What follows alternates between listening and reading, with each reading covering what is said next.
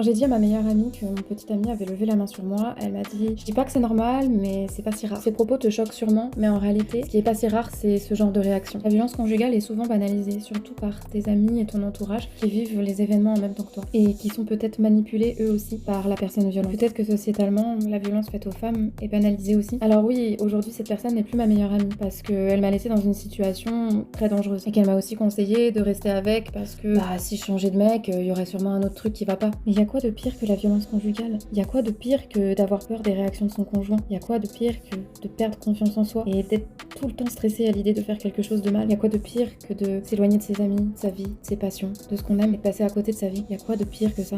Mais peut-être aussi que vu que c'était pas très clair dans ma tête ce qui se passait, peut-être que j'en ai pas parlé très clairement non plus et peut-être que je l'ai défendu et que j'ai diminué les traits de violence dans mes propos. Mais ce qu'il faut se dire aussi, c'est que c'est parfois très compliqué d'accompagner quelqu'un qui vit des violences, qu'elles soient verbales ou physiques. La meilleure façon de réagir, c'est à demi-mesure, c'est-à-dire être à l'écoute mais pas trop extrême dans tes propos. Car à l'inverse, une meilleure amie qui m'aurait dit «Dites-le, c'est un bâtard», peut-être que je me serais braquée et que j'aurais plus voulu me confier à elle. Et le mieux, c'est d'être présent, de guider l'autre sans le forcer en rien. Ça sert à rien de le secouer parce qu'il est sous emprise.